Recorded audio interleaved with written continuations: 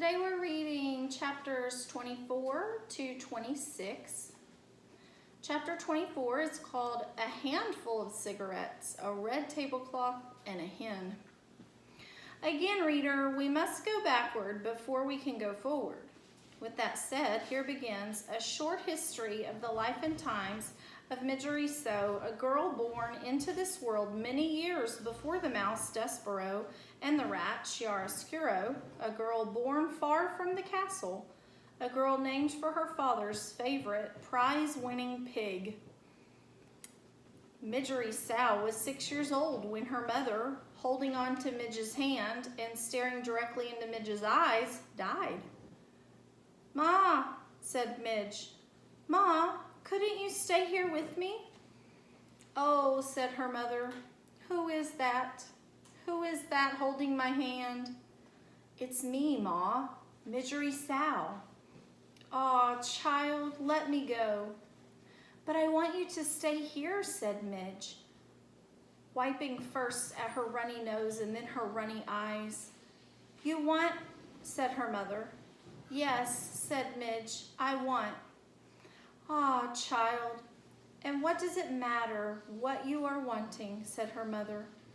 She squeezed Midge's hand once, twice, and then she died, leaving Midge alone with her father, who, on a market day in spring, soon after his wife's death, sold his daughter into service for a handful of cigarettes, a red tablecloth, and a hen.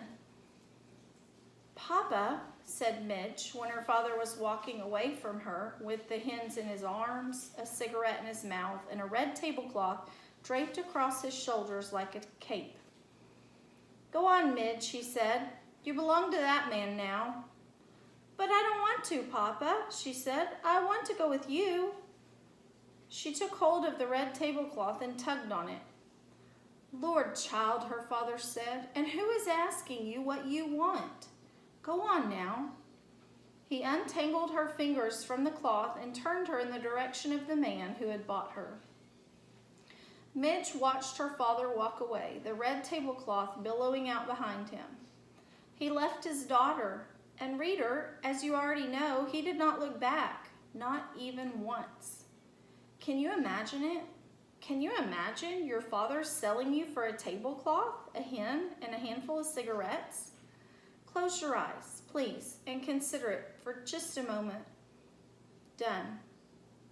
I hope that the hair on the back of your neck stood up as you thought of Midge's fate and how it would be if it were your own. Poor Midge, what will become of her? You must, frightened though you may be, read on and see for yourself. Reader, it is your duty. Chapter 25, A Vicious Circle. Midgery Sow called the man who purchased her uncle, as he said she must. And also, he said she must. Midge tended Uncle's sheep and cooked Uncle's food and scrubbed his kettle. She did all this without a word of thanks or praise from the man himself. Another unfortunate fact of life with Uncle was that he very much liked giving Midge what he referred to as a good clout to the ear. In fairness to Uncle, it must be reported that he did always inquire whether or not Midge was interested in receiving that clout. Their daily exchanges went something like this. Uncle: "I thought I told you to clean the kettle." Midge: "I cleaned it, Uncle. I cleaned it good." Uncle: "Ah, it's filthy. You'll have to be punished, won't ye?" Midge: "Gar, Uncle, I cleaned the kettle." Uncle: "Are you saying that I'm a liar, girl?" Midge: "No, Uncle." Uncle: "Do you want a good clout to the ear then?"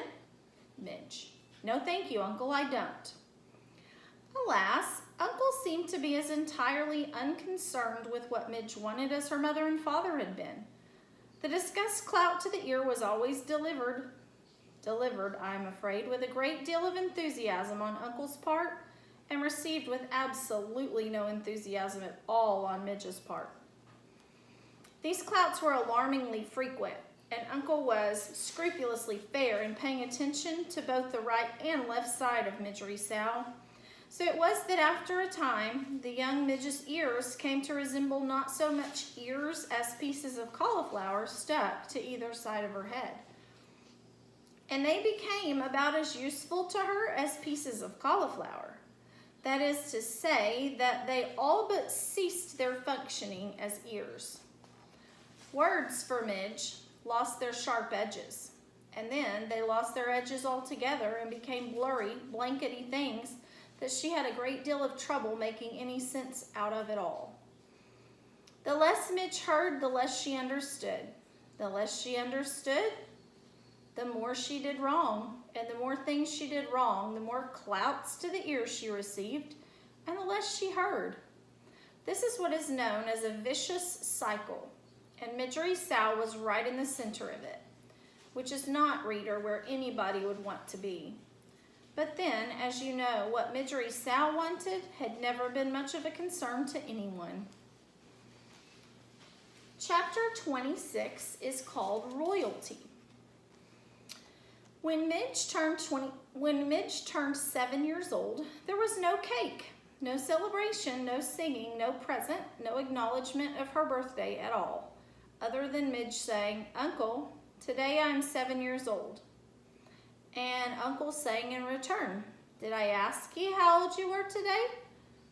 Get out of my face before I give you a good clout to the ear."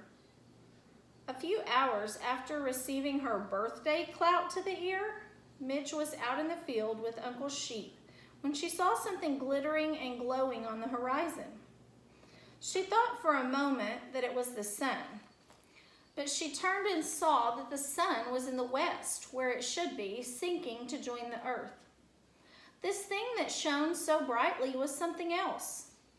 Midge stood in the field and shaded her eyes with her left hand and watched the brilliant light draw closer and closer and closer until it revealed itself to be King Philip and his Queen Rosemary and their daughter, the young Princess P. The royal family was surrounded by knights in shining armor and horses in shining armor. And atop each member of the royal family's head, there was a golden crown, and they were all, the king and the queen and the princess, dressed in robes decorated with jewels and sequins that glittered and glowed and captured the light of the setting sun and reflected it back. "Gore," breathed Midge. The Princess P was riding on a white horse that picked up its legs very high and set them down very daintily. The P saw Midge standing and staring, and she raised a hand to her. "Hello," the Princess P called out merrily. "Hello," and she waved her hand again. Midge did not wave back. Instead, she stood and watched, open mouthed, as the perfect, beautiful family passed her by. "Papa," called the princess to the king, "what is wrong with the girl? She will not wave to me." "Never mind," said the king. "It is of no consequence, my dear." "But I am a princess, and I wave to her. She should wave back." Midge, for her part, continued to stare. Looking at the royal family had awakened some deep and slumbering need in her. It was as if a small candle had been lit in her interior, sparked by life, by the brilliance of the king and the queen and the princess. For the first time in her life, reader, Midge hoped. And hope is like love, a ridiculous, wonderful, powerful thing. Midge tried to name this strange emotion. She put a hand up to touch one of her aching ears, and she realized that the feeling she was experiencing, the hope blooming inside of her, felt exactly the opposite of a good clout. She smiled and took her hand away from her ear. She waved to the princess. "Today is my birthday," Midge called out. But the king and the queen and the princess were by now too far away to hear her. "Today," shouted Midge, "I am 7 years old."